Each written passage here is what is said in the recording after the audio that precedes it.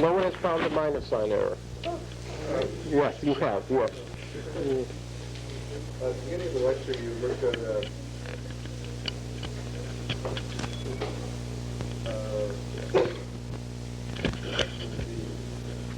graph with the sources. Yeah. You said that the first term corresponds to the tool. Exactly what classical logic does it correspond to the derived from tool? Well, you recall that when we studied in the first semester, a free scalar field, we found the corresponding object. I should draw it with a straight line.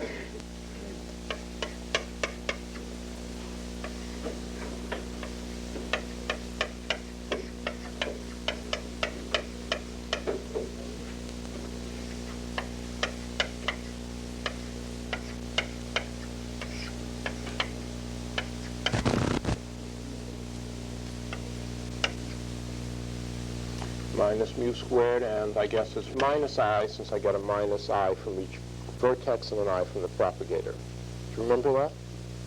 And then we beat on this and manipulated it and showed it corresponded to a attractive Yukawa potential between the various elements of rho. That's right. When I specialized to the case where rho was not time dependent and computed the vacuum energy, I found it. Step by step, you do the same thing here. What I have in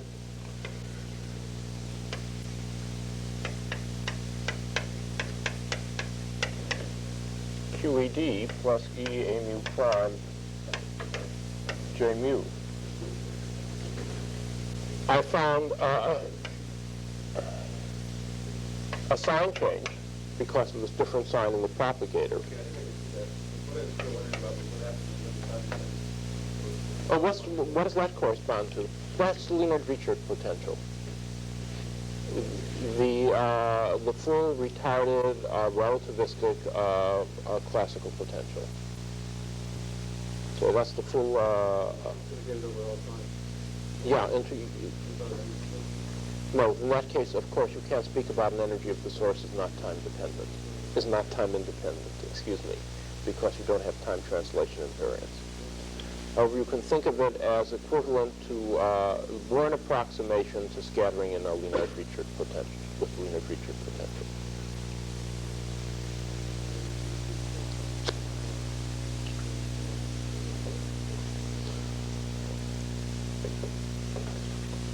However, I think it's just more physical to say, let's see what this implies about two distantly separated time-independent charge densities. And then we get the Coulomb interaction.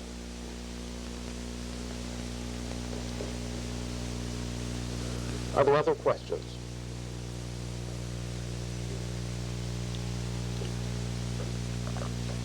Now, as you recall, last lecture, to general jubilation, at least, and then relief on my part, I have said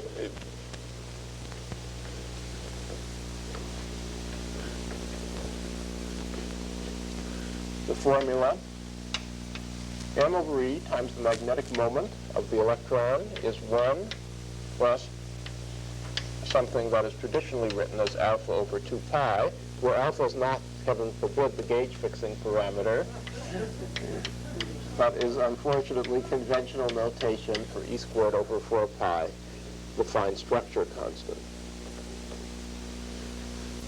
I would now like to discuss experiment and this formula, and also discuss in a qualitative way, not in any quantitative way, except by quoting other people's results, the higher order corrections. To get an idea of the size of this effect, of course, we have to know what alpha is. We're going to write down a lot of formulas with 7 decimal places in them, and we're going to be significant.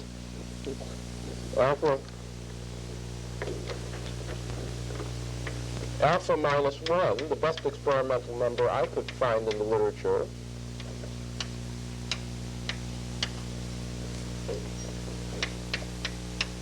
plus or minus 26 times 10 to the minus 5, that is to say with an error of 26 in the last 2 digits displayed. standard deviation error. To get some idea, of course, the fact that alpha is not known perfectly means we don't know the first order correction perfectly. Oh, you've got a little card. Did I copy it? Oh, please do, because... oh, it's improved. Okay.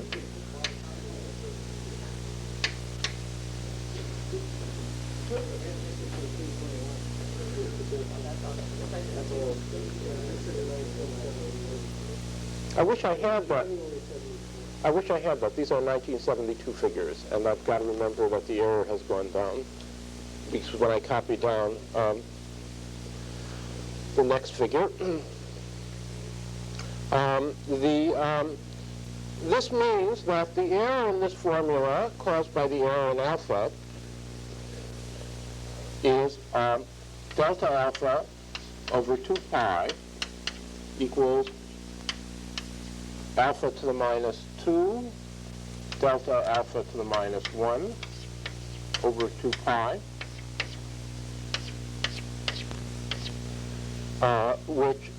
alpha squared, and which I computed with the old error as being, but now I've got a new error and I've got to half it, is on the order of 1 times 10 to the minus 9.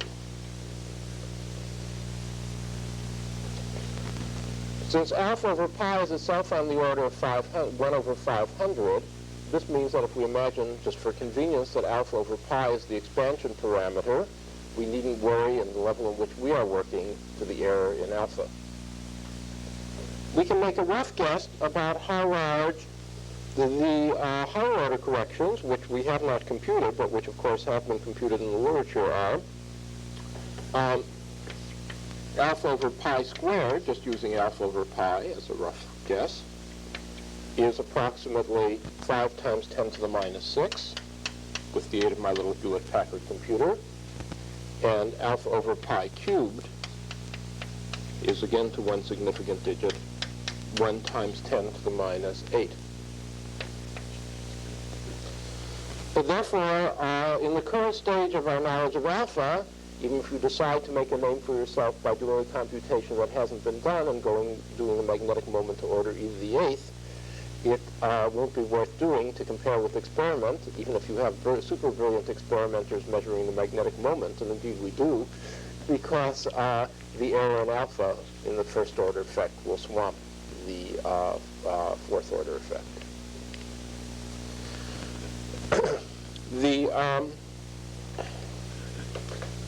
Plugging this number in, I found, again with the aid of my little Hewlett-Packard, that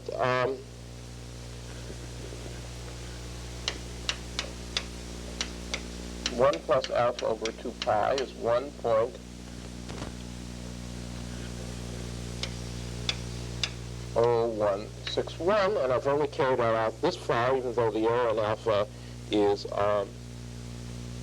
known, alpha is known much better than that, because of course, looking at the anticipated size of the alpha over pi error, I'd see that would make a significant, I'm sorry, I left out a 1. 0.161. The significant size of the alpha over pi squared error, the term we haven't computed,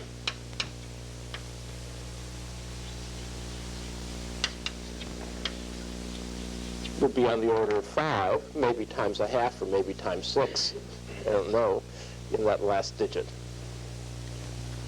The best experimental number I could find, by calling Steve Weinberg on the phone, since he just gave a review talk on this, I think this is the experiment of Will and someone else, again people can correct me, was, this is 2 order e squared. 1 point, looking good. I mean, that's critical. It is a significant test of the theory that the first term is 1. It's easy to compute. It wasn't easy to compute in 1926. And 1, 159, 657, 7. I carried out to all these orders, plus or minus 3.5 times 10 to the minus 9. That is the error in 35 in the last two displayed digits. As you see, to our expected level of agreement with experiment, that is until the point where we expect the alpha over pi squared corrections to come in, the agreement is perfect. This is impressive. This is already 6 decimal places of agreement, or five decimal places of agreement on the basis of a calculation that took us 45 minutes. Of course, an experiment that took them 20 years.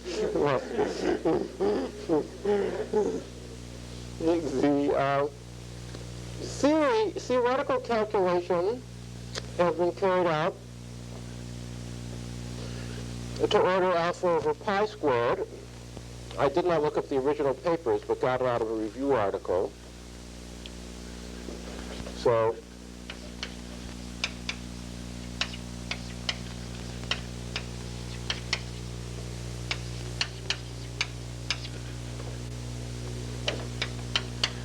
one point, this is really always a dazzler. This is what makes people decide to go into high energy theory before they'll realize that this is the only computation that comes out so well. A 1.01, this is, by the way, with that old alpha. So 159,651 plus or minus 2 times 10 to the minus 9. I should have, if I had known there was a newer value of alpha, I would have recomputed it afresh because they give it with the numerical coefficients. Sorry, maybe I'll do that for you next lecture, now that I am armed with the new value of alpha.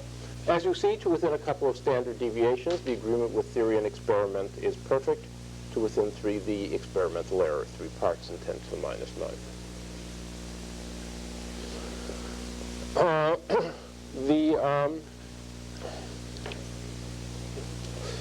The sole source of error here is, as you can see from this, the error in alpha, the most significant source of error.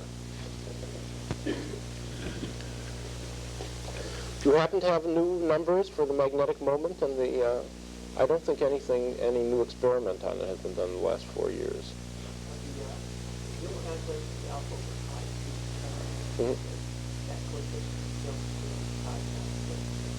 Yes, there was also a theoretical uncertainty in the last term because there are many graphs to compute, and some of them, instead of bothering to compute them, you just estimate them and estimate that they are less than a certain amount, but you don't know whether they're going to cancel, add together, or cancel, so you have a uncertainty, a purely theoretical uncertainty caused by lack of strength on the part of theoreticians in the alpha over pi cubed term.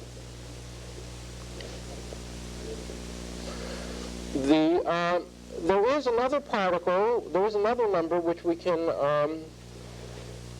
to which we can use exactly the same formula, and that is the magnetic moment of the muon. Thank you, Blanche. The muon is, as you probably know, just a heavy electron. The mass of the electron is approximately 0.51 MeV. The mass of the muon is around 200 times heavier. I have it written down here somewhere, 106 MeV. But otherwise, as far as we know, in all of its interactions, it's exactly the same as the electron. This is one of the great unsolved mysteries in the elegant formulation of I.I. Rabi. Who ordered that? In any event, there it is. So we can test theory and experiment for the muon.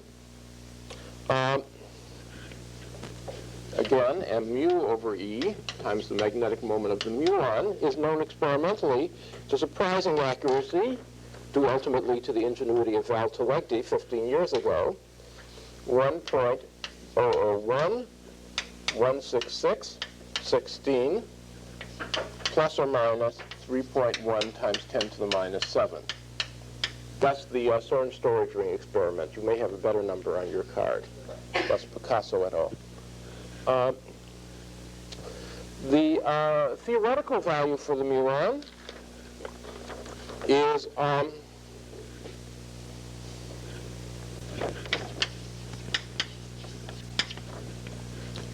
1.001165,897. As you see, perfect agreement with experiment within the experimental error, which is 3 in this place here. The plus or minus 8 times 10 to the minus 9th. That is the situation comparing theory and experiment, and I think we will all agree it is heartening, especially since at the end of this lecture I'll be doing a computation where I'll be overjoyed to get a 20% accuracy. But it is, there are some remarks that should be made. The first question is, why are they different? The theoretical answers for the electron begin to differ from the theoretical answers for the muon. Of course, out to this place, the computation for the muon is identical to the computation for the electron. But something is obviously happening that's different for the muon and for the electron in higher orders. What is that something, even in theory? And also, why is the theoretical error bigger for the muon than it is for the electron? Is it just that theoretical physicists who work on computing the muon moment are less energetic than those that work on computing the electron moment?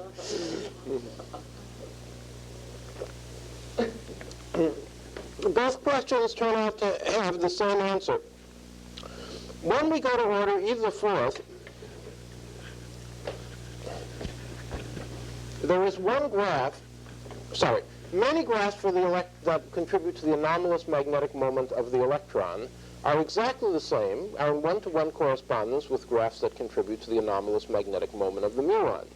As far as these graphs go, this number, m over e times the magnetic moment, is exactly the same for the electron or the muon. It's a dimensionless number, and what the mass of the lepton is totally irrelevant. However, when we go to 4th order, we begin to encounter one and only one graph that is different for the muon and the electron.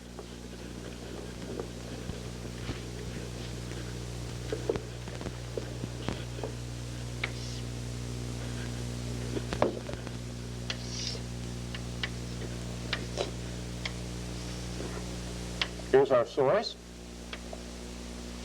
Here's an internal photon, and it makes a bubble. Now, this involves two fermions, one on the external line and one on the internal line. It is the first graph that involves two fermions. Here we can have a difference. Because we can have a graph with either mu or e outside, I'll put minuses on them so that doesn't mean magnetic moment, and the other one inside.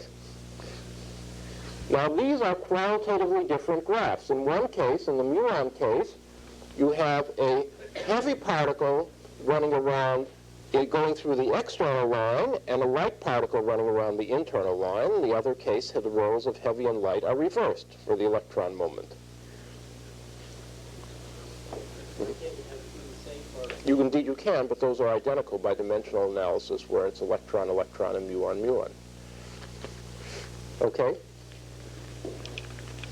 It's the ones where they're different. But it would be because in one case the other one is lighter, and in the other case the other one is heavier. Now, in fact, although 4th order corrections are a difficult computation, it's not at all particularly difficult to compute this particular graph, because it's sort of, I'm not going to do it for you explicitly, but it's sort of simple in its structure because it breaks up into two computations we've already done. In here is a correction to the photon propagator, last week's set of homework problems. And then once we put in that corrected propagator, we have the graph we did last time with one slight modification, which I will now describe. The photon propagator, to order E⁴, I might as well replace this graph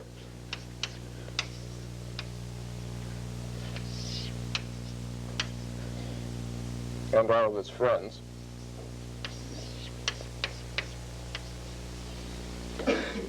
With simply the corrected photon propagator. The changes caused by the fact that the photon propagator has got all sorts of other things in it are going to come into order e to the sixth.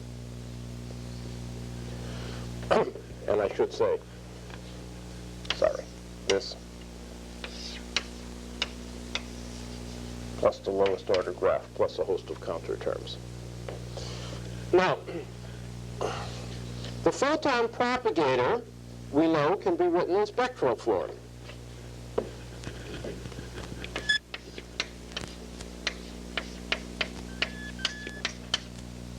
Equals minus I g mu nu minus k mu k nu over k squared, 1 over k squared, that's the one photon term and just reproduces the graph we've already calculated, plus integral of some spectral function dA squared, k squared minus a squared. Thus, this just gives us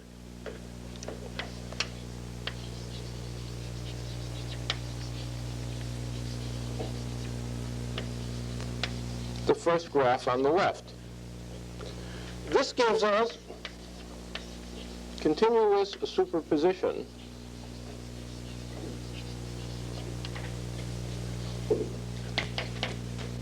of the same graphs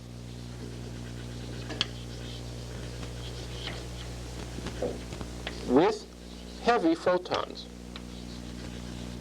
That is to say, photons of mass, oh, I'm sorry, I left out gauge-dependent terms. Someone should have called me on that, which are, of course, totally irrelevant if I say work in Landau gauge. With heavy photons. That is to say, photons of mass a squared. Thus, if we knew how to compute the photon spectral function to the relevant order, and indeed we do, of course, because we have the photon self-energy, or the muon intermediate state contribution to the photon spectral function by a trivial manipulation of the homework problem you just did. And if we knew how to compute the anomalous magnetic moment to lowest order with a heavy photon instead of the zero mass photon we did before, then we would just put the two things together and be able to compute simply and directly, perhaps in terms of an integral we'd have to do on a machine, but basically simply and directly without worrying about any renormalization complications or overlapping integrals or anything fancy, the contribution of these graphs to the anomalous moment. Any questions about this?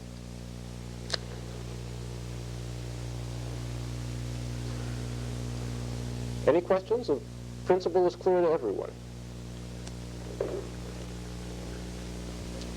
Now,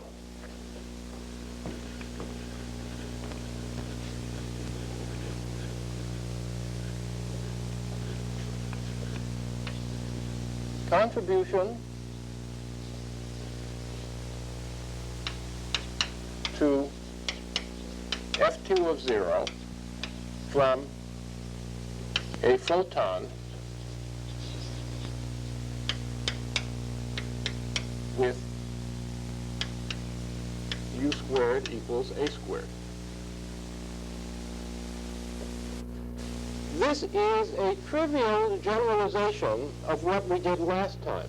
Last time we went through a lot of work, which we certainly don't have to do again, because most of it was manipulating the numerator, that the numerator doesn't give a damn about what's going on in the denominator, which is the only place the photon mass appears. You recall last time, we ended up with an expression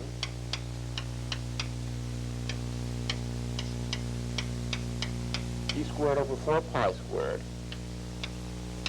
integral dx dy over the triangle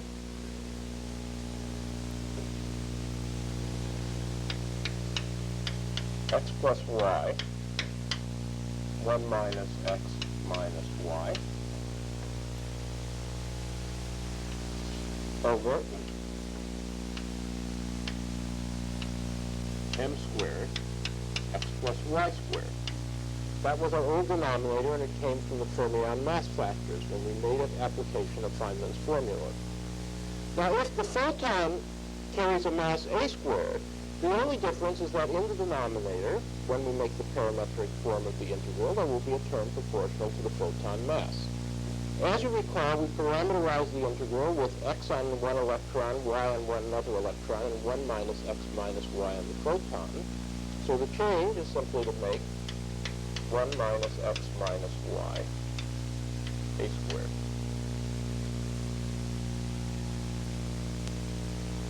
And that's the answer. This is, of course, an elementary integral to do, for one thing, by switching to the independent variables x minus y and x plus y. The x minus y integral is trivial. It then becomes a polynomial over a quadratic form, which you can look up in any good integral table, so it's not a particularly difficult integral. I shan't bother to do it. I will make some remarks about this, however. Firstly, it is a monotone decreasing function of a squared. The heavier the photon is, the less contribution it makes.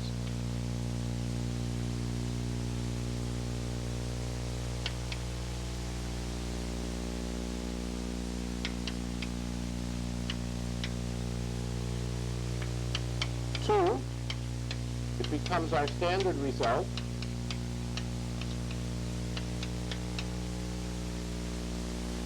as a goes to 0. And 3, it's pretty easy to see how it goes as a goes to infinity. As a goes to infinity, this term becomes negligible with respect to this term, so we just drop this term. No singularity is introduced. The 1 minus x minus y in the numerator cancels the 1 minus x minus y in the denominator. So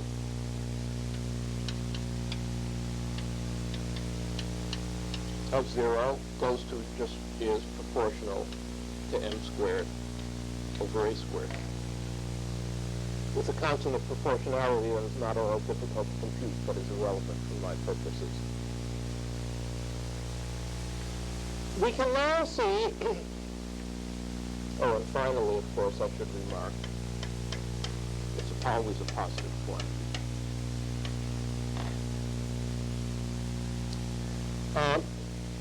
So it's a positive monotone decreasing function. It goes from the value we computed last time to 0 smoothly and falls off at large values of a squared, like 1 over a squared. Now, from this we can see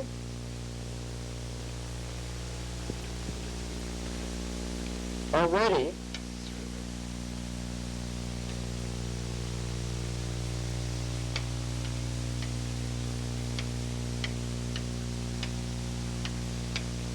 that muon contribution to electron moment is going to be very small, because the contribution of muon intermediate states to the spectral function begins at twice the mass of the muon, and therefore you have that's much larger than the electron mass, so this is certainly a reasonable approximation. So it's on the order of, simply because of this suppression factor, me squared over mu squared. And of course, the whole graph is still on the order alpha over pi squared. We're not going to get rid of those powers of e in any way. So this is of the order, since me over mu is around 1 over 200, this is on itself roughly on the order of alpha over pi to the 4th, and simply not worth computing.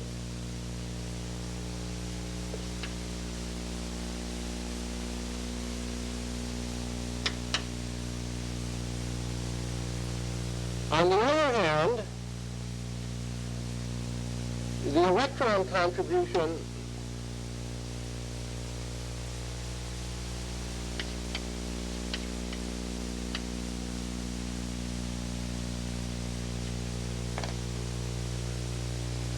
to the muon moment is going to be much larger, because the electron is very light. where this thing makes a contribution, essentially as if for a large part of the spectral function contribution from the electron, as if the equivalent photon were massless. It is massless on the scale of the muon. Indeed, one can get an estimate of this thing very simply, forgetting about all numerical coefficients, simply by saying, what if the electron were massless? Then, just on dimensional analysis, the spectral wave function here would have to go like 1 over a squared, since there is no mass in the problem, and dimensionally it has to have the dimensions of 1 over a squared, since it's being integrated to a squared. So the spectral wave function would have to go like 1 over a squared, and if you're integrating something like 1 over a squared with a function that has a non-zero value, you'll get a logarithmic divergence.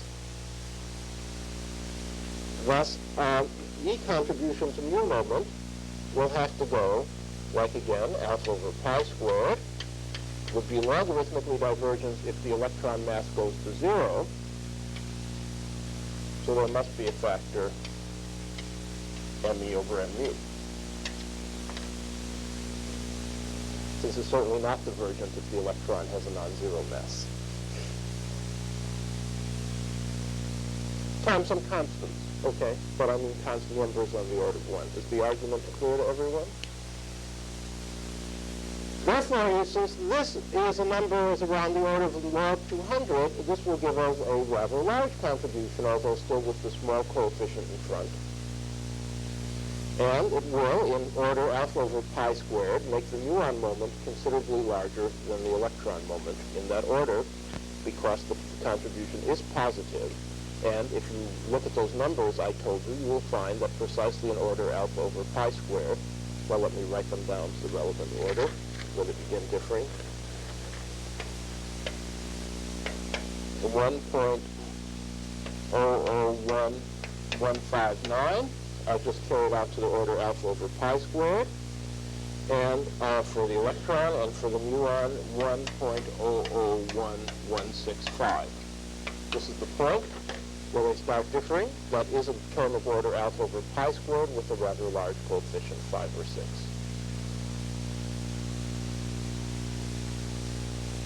Okay. Any questions about this?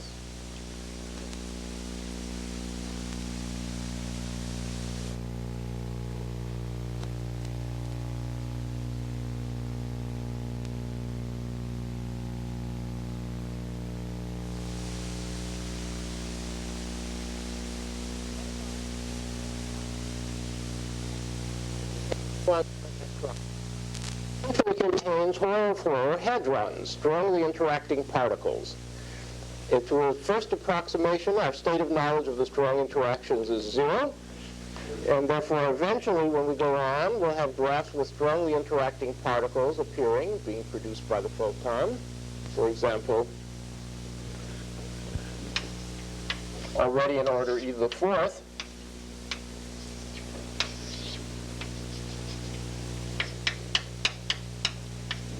we could make a pion pair. Now, once a strongly interacting particle gets into our graph, we're cooked, because we can then add additional strong interactions without adding additional powers of E and complicate the graph hugely. For example, these pions could go to pp bar, and I could exchange a pion here and one here. And it could just go on forever, and that doesn't give me any extra powers of E. It gives me extra powers of 15. Well, you know it's not going to be really 15, but you know it's not going to be negligible compared to what we have. And once we introduce a single strongly interacting particle, we're going to have to include all the effects of the strong interactions. Fortunately, at least to order E4th, the same rule applies. This is the effects of all of these things up to order E4th is simply to give account of the strong interaction corrections to the photon propagator, the corrections to the hadrons. Now we can already see, unless something very funny is going on, that for the electrons, the strong interaction corrections are going to be negligible, because the lightest hadron, the pion, is almost as heavy as the muon, and therefore we'll still get an E4th. we'll still get the suppression factor. So the electron, the effects of the strong interactions are down in 8th order in E, and totally negligible. On the other hand, for the muon, the situation is different. The muon is honorarily a lepton, a light one, but of course it's in fact heavier than the pion, which is a hadron, a strongly interacting particle. Sorry, it's almost as heavy as the, forgive me, it's almost as heavy as the pion, and which is a strongly interacting particle. So for the muons, we have to take the strong interaction corrections in principle seriously. There will be of order alpha over pi squared, surely, but whether there is a large factor in front or a small factor in front is something that requires specific computation. Now, one of the homework problems you'll be doing today, you'll see how that specific computation is done. You won't do it, but you'll see experimentally how one experimentally directly determines the strong interaction corrections to this thing. I don't force you to do the integral. The result is that, in fact, they are negligible. They're below the experimental error. Did I forget to write them down? Maybe they're on the top of the next page. Yes, here we are. The hadron effects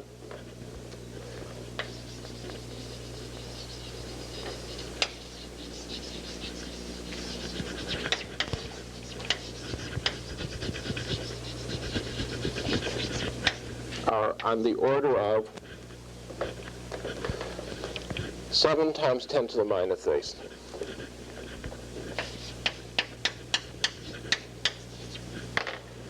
So just by chance, as far as we can tell from this thing, of course, if you look into the guts of the computation, you can see where it's happening. The real reason is that those two pions essentially have no effect until they're resonant in a rho state, and the rho is considerably heavier than the muon, and that brings down a factor of mu over m rho squared, which is not, which helps a great deal. But the effects are, in any event, quite small, indeed less than the current, or at least the experimental error I found in the literature, although just on the verge of being experimentally measurable.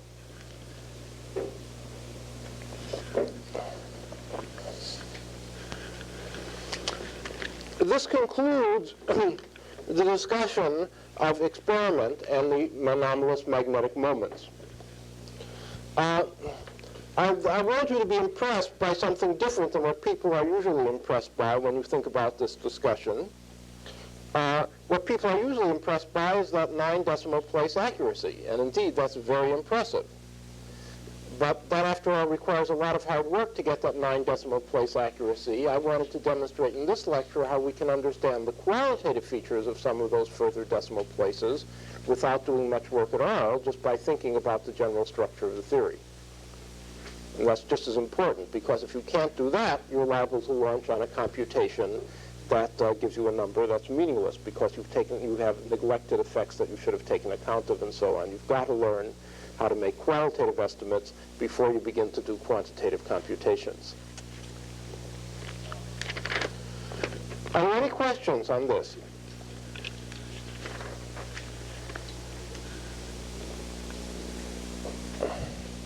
Now, in the remainder of this, we have already begun talking about the interplay of the strong interactions and electromagnetism.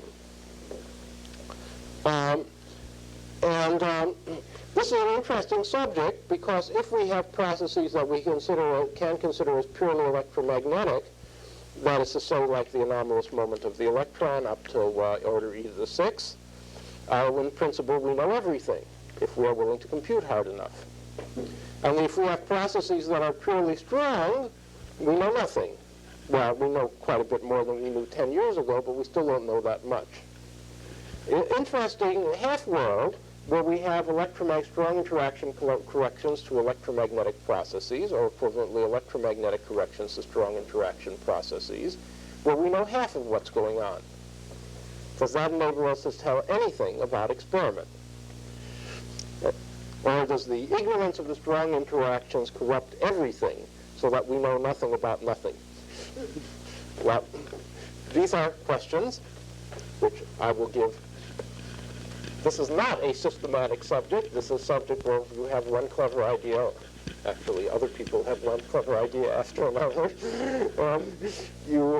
Each of them gives you a little bit of knowledge, and I will discuss two such things.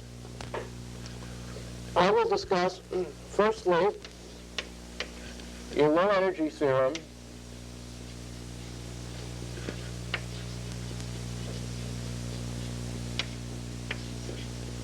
for gamma p scattering, photon-hadron scattering, Compton scattering off a proton, and I'll also talk about Compton scattering off a neutron. This theorem is due to Francis Lowe.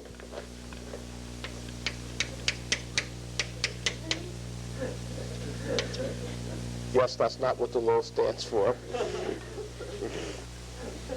Before I launch into the proof, well, I'll tell you what the second subject is. The second subject, I'll leave a little blank space here because I want to tell you a little bit more about this before I launch into the proof. The second subject is the selection rules under the quantum numbers that will be conserved by the strong interactions, that is I and Y and G, which I remind you is EVI pi I sub Y times charge conjugation, for processes that proceed through the emission of one photon or the emission of two photons, etc. We'll obtain selection rules rather close in spirit to the selection rules of spectroscopy for the terms that, for the effects of spin-orbit terms in the LS coupling model. You may remember, if you took Physics 251 from me, that in that case it was hard to compute those terms, but we could make a lot of statements about the rotational transformation properties. A similar statement will prevail here. Now, to return to low energy theorem, what I will show, because it's going to be a little lengthy computation, is that if omega equals gamma energy, let's say in the center of mass frame, either the energy of the incoming gamma or the energy of the outgoing gamma, they're the same, I will show that for EP,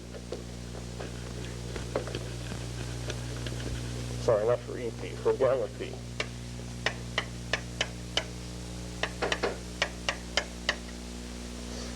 plus p, d sigma d omega, the differential cross-section, is something that is known in terms of E, just the proton charge,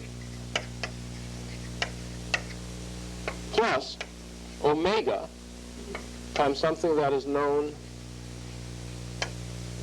in terms of E and mu, the static magnetic moment of the proton, which of course we do not know how to compute,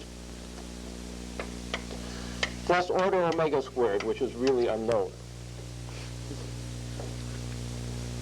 and really involves the guts of the strong interactions. But these two terms will be completely known and expressed merely in terms of the charge and the static magnetic moment of the proton, including their full angular dependence and everything else. This is, by the way, to order E squared, which is very reasonable if we're considering gamma proton scattering as the strong interactions we're concerned with. In fact, if you didn't worry about the question of infrared divergences, it can be proved to all orders in E, infrared divergences caused by internal photons, with the, I believe, the correction that the second term has some logarithms of omega in it, the final term displayed. However, I will just work to lowest non-trivial order in E. For gamma plus n goes into gamma plus n, or indeed any other spin 1/2 electrically neutral particle, the situation is different. D sigma d omega is omega squared times terms known in terms of mu, the magnetic moment of the neutron. Of course, it has no charge. Plus order omega cubed unknown. Why is there an omega term? Because that omega term in the top, in the proton thing has... You will see. It turns out to be a charged magnetic moment cross term. Oh. Yes, I mean, when you go on, there may be higher powers than omega. These terms have order omega cubed. They may have, they may be omega squared, square root of 17 minus omega squared. I don't say there's a convergent power series in omega. I just say they vanish as omega goes to 0, at least as fast as omega squared. Okay. In fact, we won't expand the analytic functions. That's not, well, you'll see what happens. Now,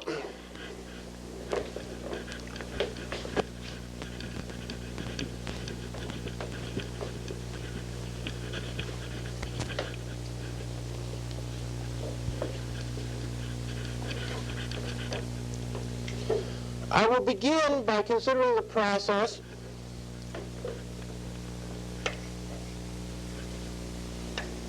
gamma, characterized by a polarization vector E and a form momentum K, plus proton UP goes into gamma E prime K prime plus proton U prime P prime.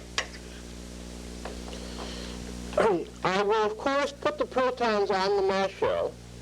Well, of course, let's write down the constraints. Of course, I have energy momentum consideration, conservation. I will put the protons on the mass shell.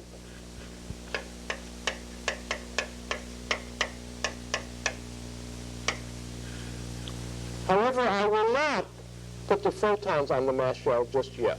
I will keep the photon masses completely free. This could, after all, the only photons in the process are these external photons. There might be, I could imagine an imaginary world in which there were heavy photons, or even two different kinds of heavy photons with two different masses, which, and I scatter a photon of the first kind off the proton and pull out a photon of the second kind. So k squared not equal to 0, k prime squared not equal to 0. There could be a virtual photon emitted from an E plus E minus pair.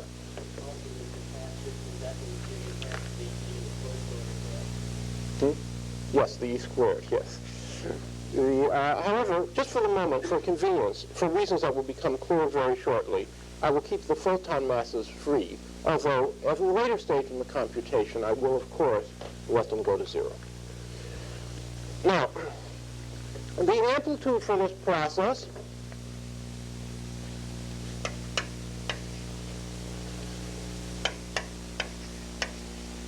is, of course, going to be some object A mu nu, constructed out of U's and U bars and P's and K's, times the polarization vector for the incoming photon and the conjugate of the polarization vector for the outgoing photon.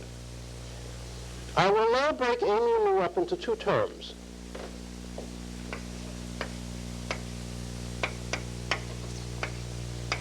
Which I will call Born and analytic. And I will explain what I mean by those. Well, actually, I only have to explain what I mean by A mu nu Born. You then know what I mean by A mu nu analytic.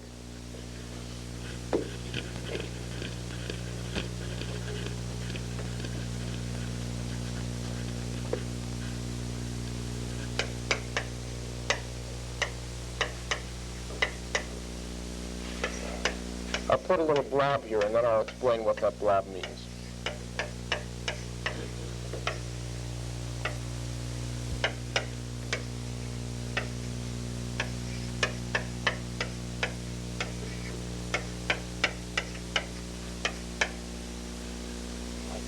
The blob is the term that gives us the residue at the pole. We know is present in these two graphs, that S equals nucleon mass squared and U equals nucleon mass squared.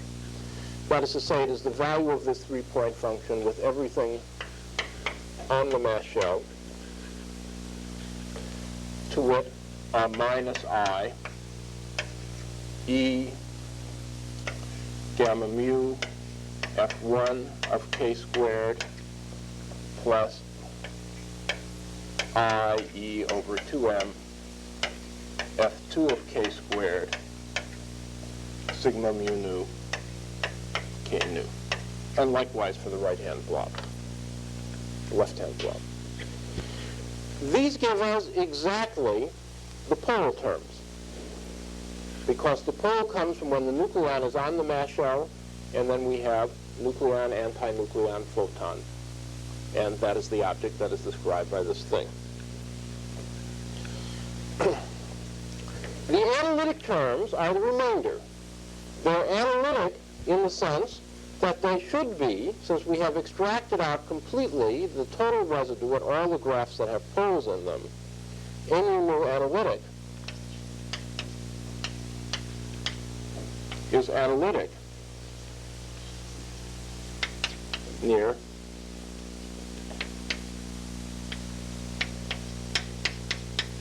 k and k prime vanishing, since I have taken out a total sum of all the graphs that have any conceivable singularity at those points and totally correctly evaluated the singular residue at that singularity.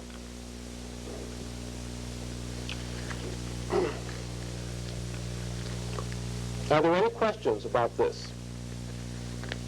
Of course, we have not gone through a discussion of the analytic properties of Feynman graphs, but it's a priori plausible that those other graphs should be analytic at this point.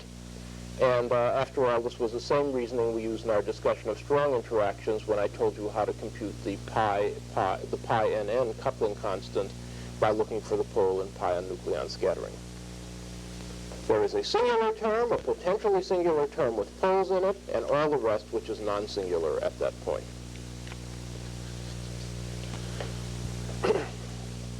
Now, so far this is nothing new. We haven't introduced anything special about electrodynamics in this thing. The special electrodynamic fact comes from the fact that we know is true, something we know is true from the conservation of current, whatever the photon mass is, to wit, if I replace the photon polarization vector by k nu, the photon momentum, or I should say k nu,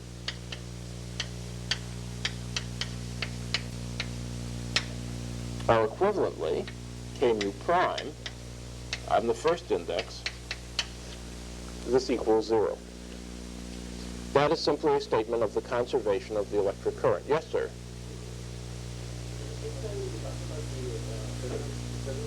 Fermion pole, yeah. That is kk prime equals 0. Well, in particular, it's the only singularity that could appear at k equals k prime equals 0. It's also other places, but in particular, if we pulled out the fermion pole at other places, we pulled it out at k equals... Yeah, right, because when this is 0, if this is on the mass shell, this is on the mass shell. Okay. Now, the fact that we have not put k squared and k prime squared on the mass shell is very nice, because that means we can treat k and k prime as independent variables. The only constraint between k and k prime is this one, and the fact that p squared and p prime squared have to be on the mass shell, or written another way, k minus k prime equals p minus p prime. Sorry, p prime minus p. And therefore, as long as k minus k prime is kept space-like, which will surely be enough to allow us to vary k and k prime in 4 independent directions, then we can keep p and p prime on the mass shell with no problems. Now, therefore, I can differentiate this thing independently with respect to k and k prime. I can treat them as 4 independent variables. differentiating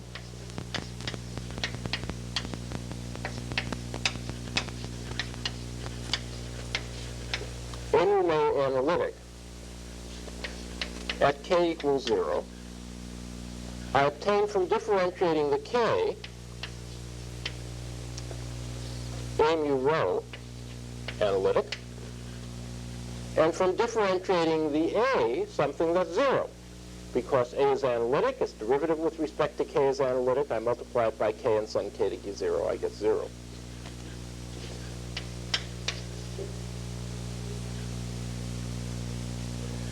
Therefore, evaluate at k equals 0. Therefore, a mu nay analytic is order of k. It has no term if you expand it in the power series in k of 0th order in k. By applying exactly the same reasoning to the other equation involving k prime, I also deduce that a mu nay analytic is order of k prime for k held fixed. Now, if it is order of k and order of k prime, in fact, in the power series, the first term that must come up must be kk prime. There can't be a term with k with no k prime in front of it, because that wouldn't be 0 when k prime goes to 0. There can't be a k prime with no k in front of it. There can be a kk prime. Thus, this conservation equation with its gauge invariance, plus the which is a consequence of gauge invariance, in fact, plus the analysis of singularities in terms of extracting out the poles, has given us something more powerful than either would have given us independently. If we just use the singularity analysis, all we would know is that a mu nu is non-analytic, is analytic, is non-singular. Now we know much more than that it is non-singular. We know it vanishes at proportional to k prime as k and k prime independently go to 0. This is the low energy theorem of Fe low. Are there any questions on the derivation of the theorem? Notice if we could do a similar singularity analysis for a process with 72 photons, we would get something vanishing like the product of all the momenta, all 72 photon momenta. Yes, sir? What was the argument for saying that the pole had that thing? Well, because the pole comes in, this is on the mass shell to make the pole. The residue of the pole is p slash plus m, which sticks on the mass shell. So we have photon, mass shell, proton, mass shell, proton. That's our definition of the form factor.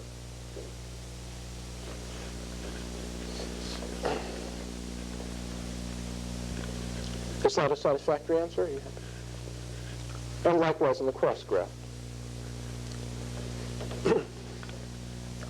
Now, armed with this knowledge, we now return to the case where k squared equals k prime squared equals 0.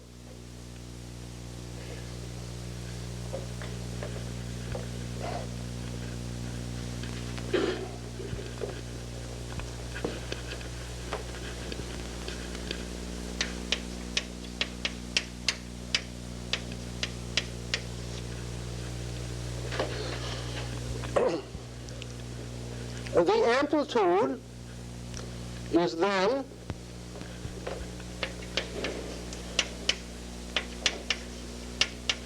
now both k and k prime are of order omega, the photon energy, because the photon is on the mass shell. The space parts of k are of the same magnitude as the time parts of k, and the space parts of k prime are in the same magnitude as the time parts of k prime. I'll also go to center of mass frame. Therefore, in this particular case, the low energy theorem becomes IAB plus order kk prime. It doesn't matter whether it's the third component of k and the 0th component of k prime or whatever combination. It's order omega squared. Equals. Now let's actually write down IA Born for physical scattering process.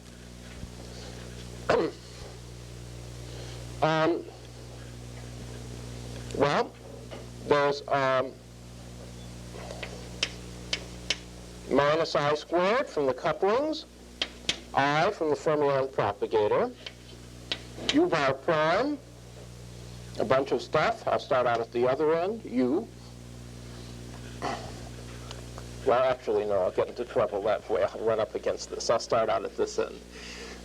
Over here we have E, gamma mu, E prime mu star, because at this vertex E prime mu star is being emitted, F1 of 0, which is 1, k squared is 0.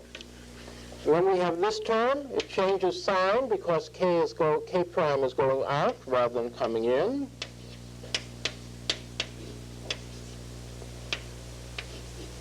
And again, we have E prime mu star. We have the propagator, which, sorry, no I.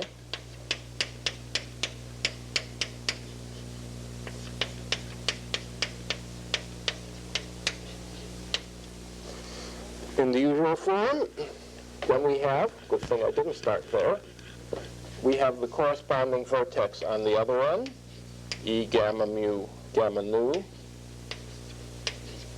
E nu, plus I sigma mu nu. Whoops, I'm sorry, I left out the E over 2m F2 of 0, didn't I? E over 2m F2 of 0. Good thing.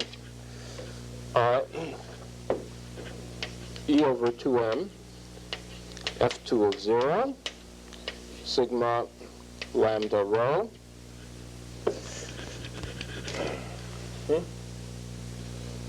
K rho E lambda U.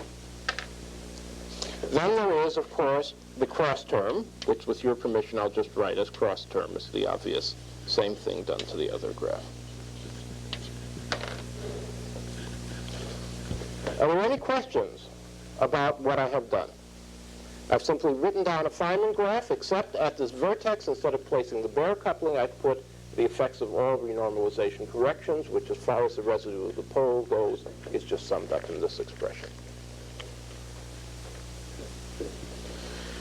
Now, the interesting question, and everyone is bored. Has everyone seen all this before? Or it's just I'm talking too slow, or what? So, now we want to count powers of omega and what we've got so I can establish the results I've got on the right-hand side.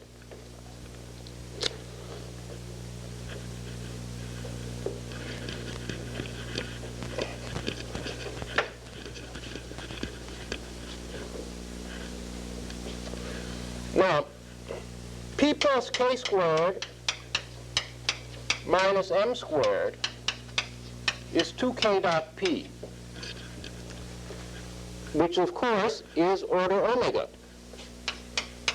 It goes to 0 as the photon energy goes to 0. It is the photon energy in the proton rest frame times a factor of 2m. Therefore, it looks as if we've got a term of order 1 over omega in the denominator here, coming from the cross term of this with this, charge with charge. All the other terms have explicit powers of k in the numerator,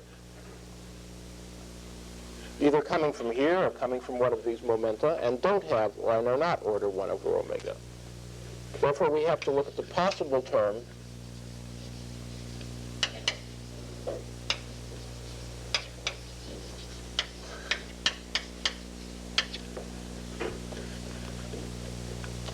to count how many powers of 1 over omega we get from the Born term, because they're going to have to look at the cross terms between the Born term and the analytic term to see what we don't know about the total cross-section.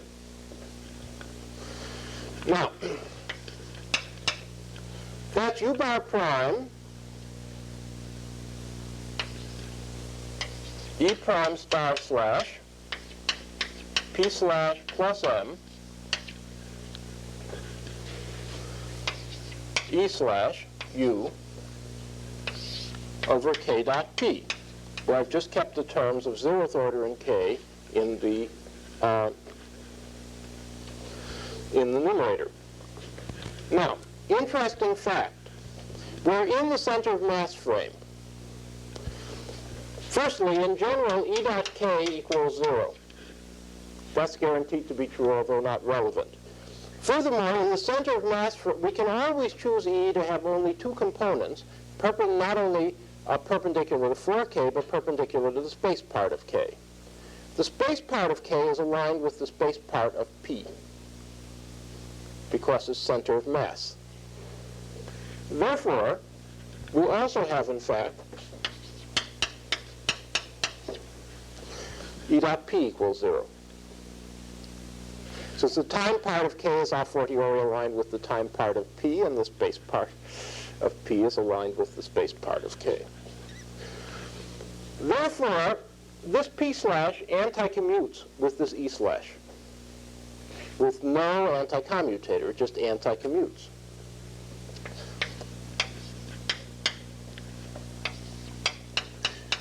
E prime star slash, E slash, minus P slash plus M, U, over K dot P, or 0.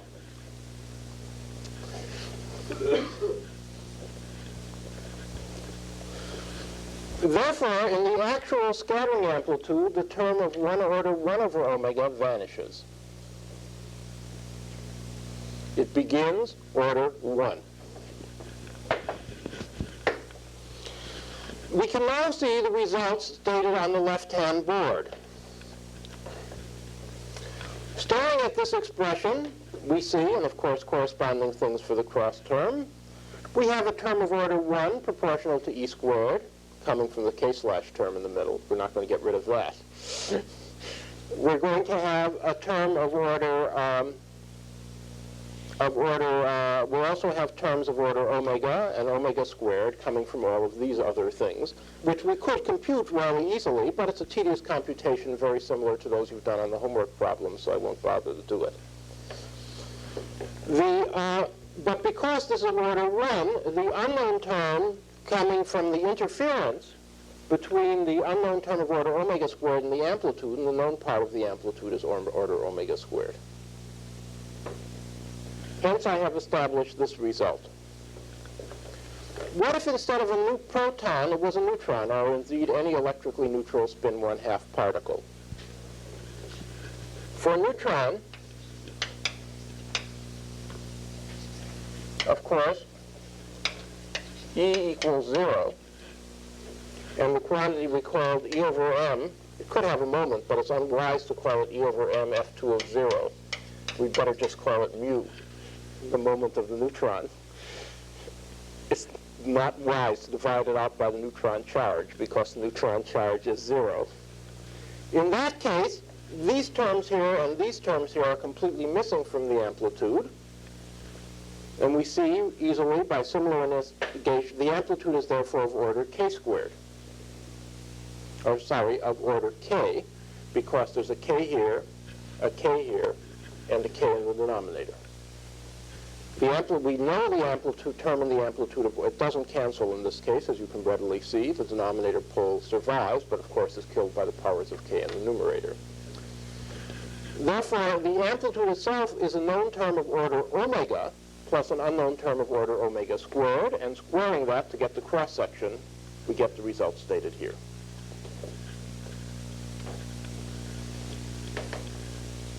Are there any questions either about the analysis or its applications? Yes? What exactly is the second statement below E equals 0? Well, this gets replaced by mu. We shouldn't call it E over MF2 of 0, because there's E is 0 for the, it's the magnetic moment of the neutron. So the formula would just replace that? Yeah. Okay. Or else you could say E is universally the electron charge, and F1 of 0 is 0, and F2 of 0 is something. Okay.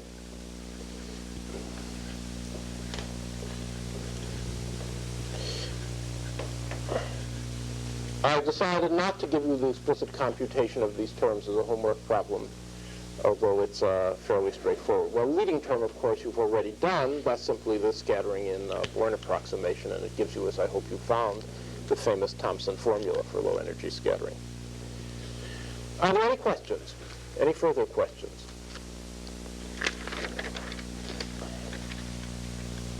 Now I turn to the second topic. Oh, I left something out of the argument, didn't I? I said K mu A mu nu analytic is 0. But of course, I only know K mu A mu nu total is 0. But it's easy to check that the Born amplitudes by themselves obey this equation, because after all, they are the Born graphs that would arise in a completely gauge invariant theory with anomalous magnetic moment couplings. Sorry about that. Now,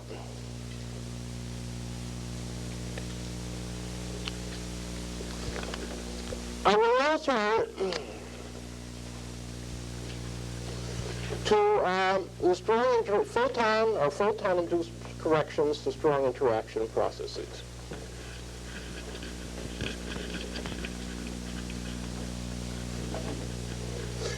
The first class of process I will consider is ones that are of order E in amplitude.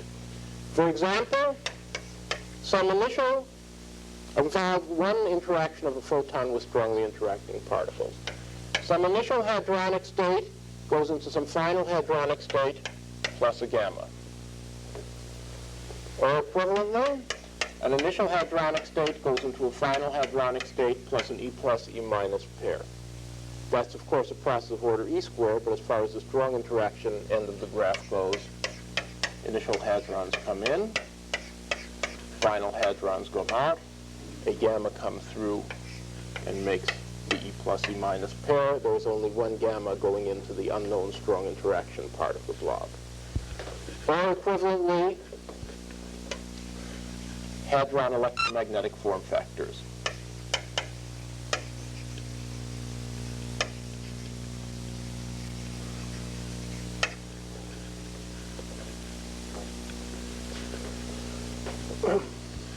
All to lowest non-trivial order in E.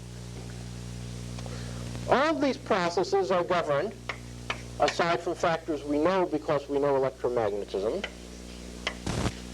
by the matrix element of the electromagnetic current between the initial and final state. That's always what's down here. Now, we will assume the electromagnetic current is constructed by minimal coupling, whatever the theory of hadrons are, and therefore, since we know that Q is IZ plus Y over 2 from a previous lecture, these are commuting quantities, electromagnetic is J mu IZ, that is to say the current we would get if the photon were coupled exclusively to IZ, plus 1/2 J mu Y, that is to say the current we would get if the photon were coupled exclusively to the hypercharge. Thus, the natural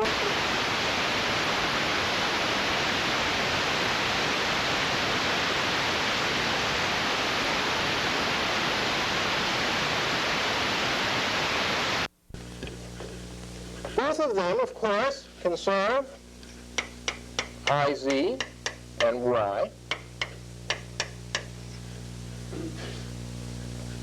And then the two terms begin to bifurcate. IZ is part of an isotriplet, and therefore if we count the quantum numbers of the initial and final hadron states, from that term we have delta I equals 1. Y is part of an isosinglet, so that gives us delta I equals 0. That does not change the total hypercharge, isospin. The G parities are different. G is the product of charge conjugation and 180-degree rotation about the y-axis in isospin space. This current is, of course, charge conjugation R. Charge conjugation changes the hypercharge of a hadron, and since it's an isosinglet, I sub y rotations, or indeed any I rotations, have no effect on it, so this is G odd. The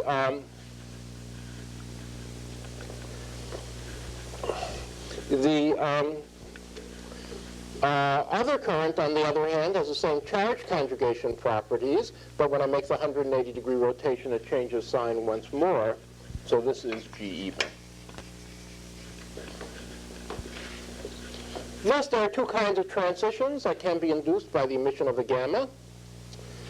Change of hypercharge by, no change in G, and a change in I by 1 unit.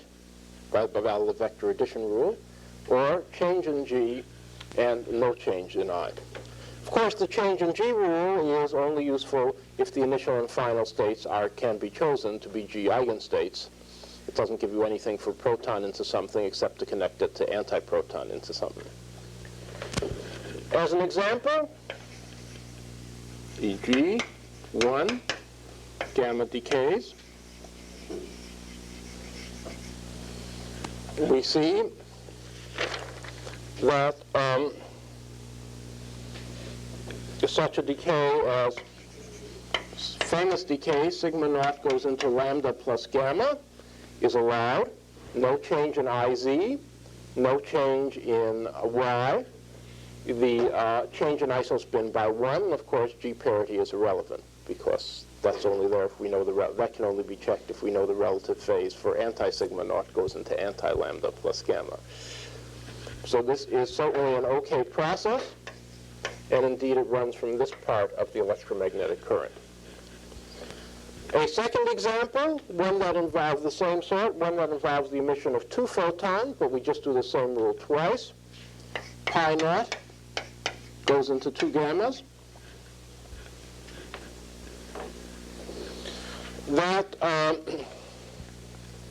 That process goes, we have a total change of G by 1 because the final hadronic state is a vacuum, which has G equals 0, and the initial state is a single pion. We have a change in G, which has G minus 1.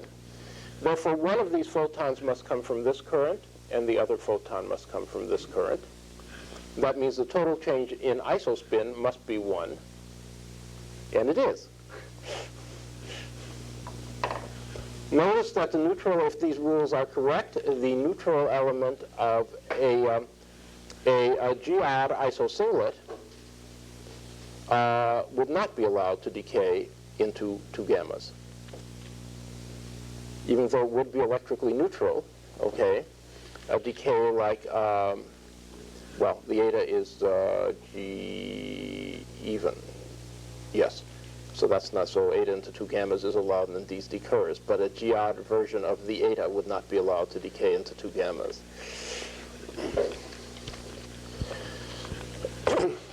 Any questions? The second example, class of examples, involves a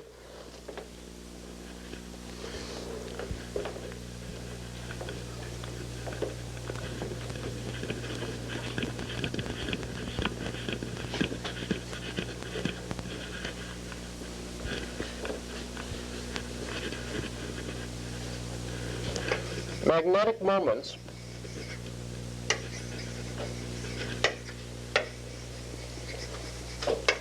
within an isomultiplet. Suppose we have an isomultiplet of spin 1/2 particles. They all have magnetic moments. Are they all independent, or are they connected together in some way? Well, the magnetic moment is, of course, connected by kinematic factors, which we have all worked out for 1 electron, so I won't bother to write them out explicitly. To the matrix element, this tells you what it is in the isomultiplet, which member. Bunch of garbage, J mu of 0.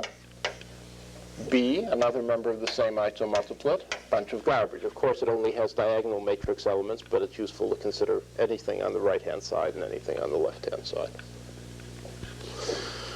Now, the electric current is the sum of 2 parts,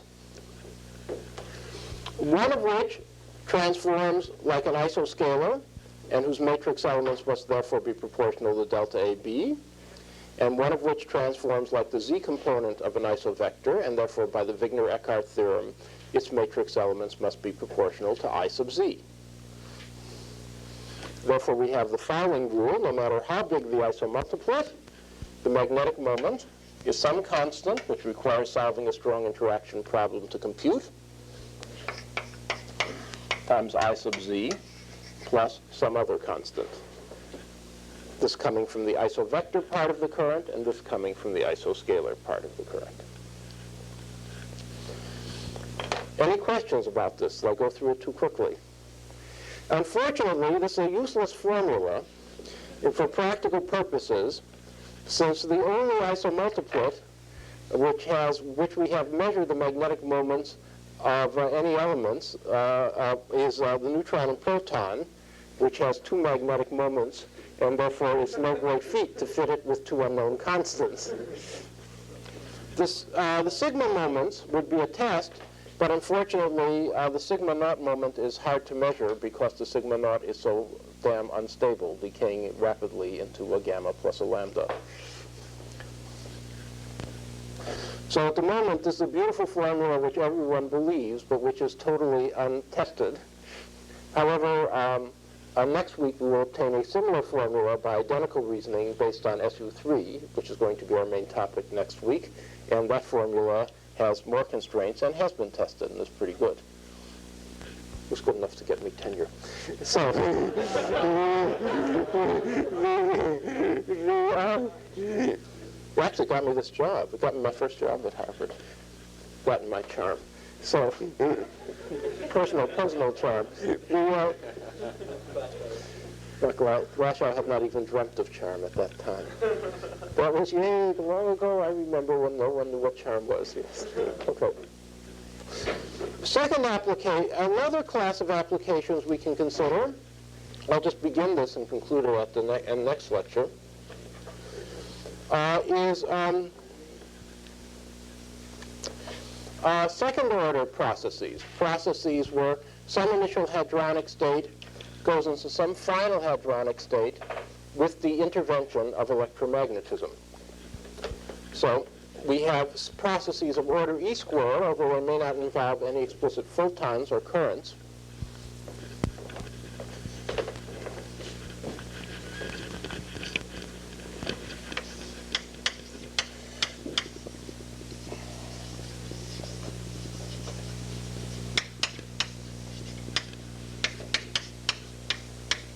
Where I and F are hadronic states.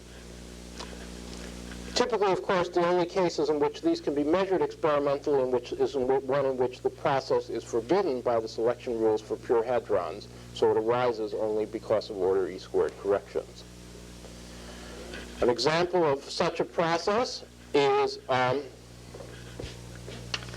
eta into decay into 3 pi's. The eta is a heavy meson. J sub pg for the eta. It's spinless, pseudoscalar, and G parity even. Because of the evenness under G parity, it cannot decay into 3 pions, which have odd G parity. However, the decay runs and is presumably due to electromagnetic corrections. Another example, of course, of such a process is the electromagnetic mass splittings within an isomultiplet. In that case, I and F are just a single particle each.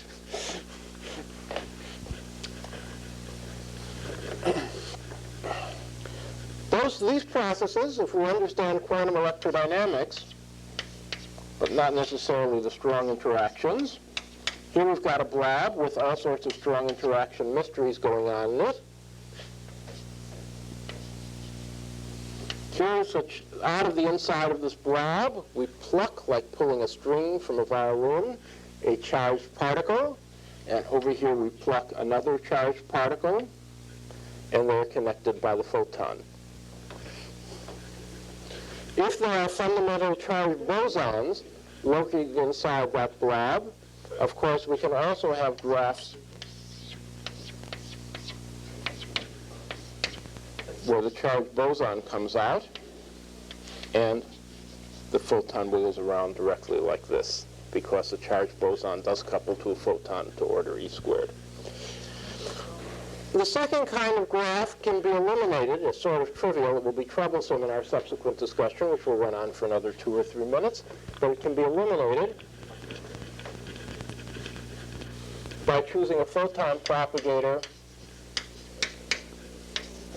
a little different from those we've contributed before.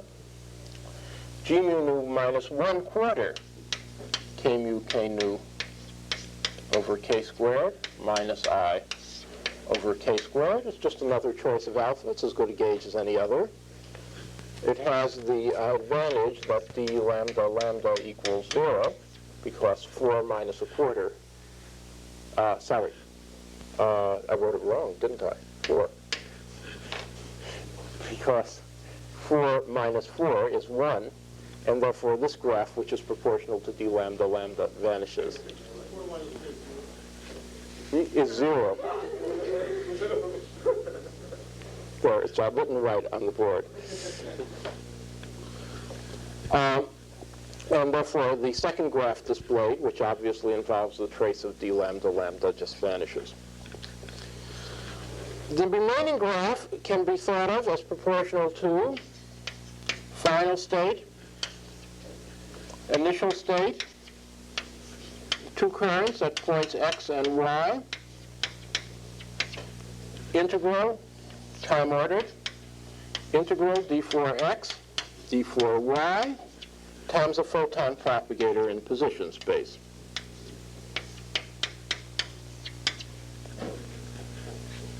That's simply the position space transcript of what I've got down here, aside from kinematic factors. Therefore, the transformation properties of this thing are the transformation properties of the products of two currents. Now remember, our individual currents are the sum of two parts. Delta I equals 1.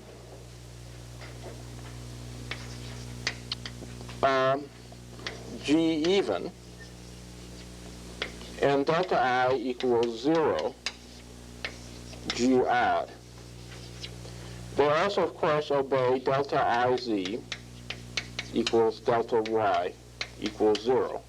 And that rule will also be obeyed by the product of two currents. What can we get from the product of two currents? Well, we can have this current with this, which gives us delta I equals 0,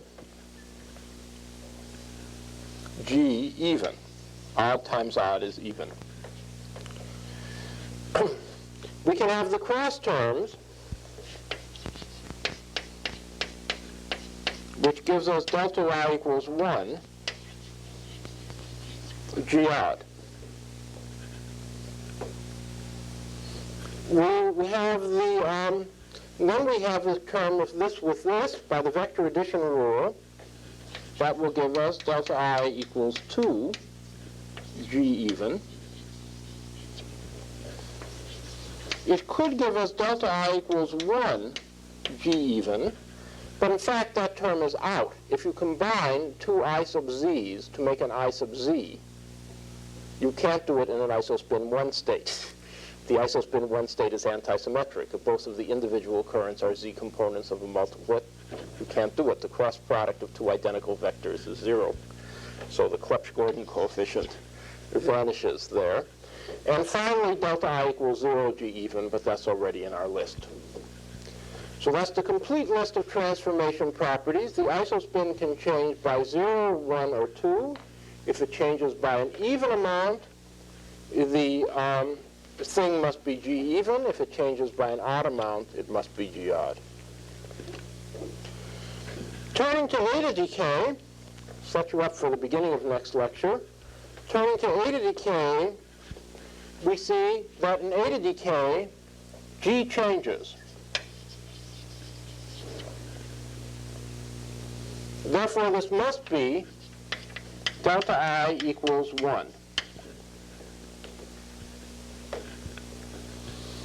Since the initial hadronic state, the eta, contains isospin 0, the final state, the 3 pi's, must be in an I equals 1 state.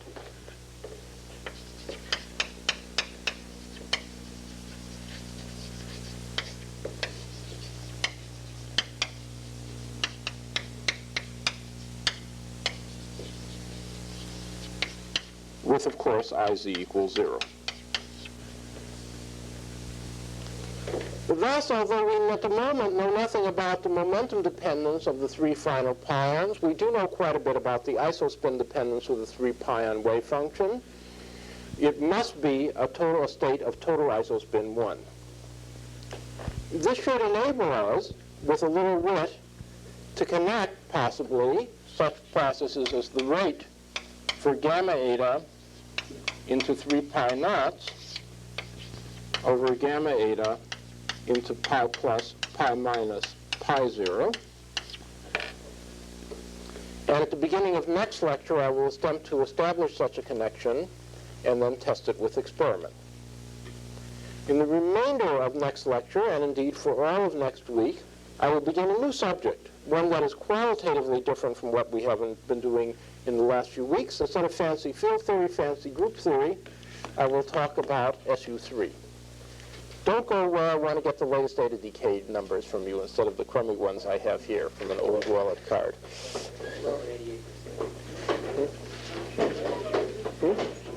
You have them? Yeah.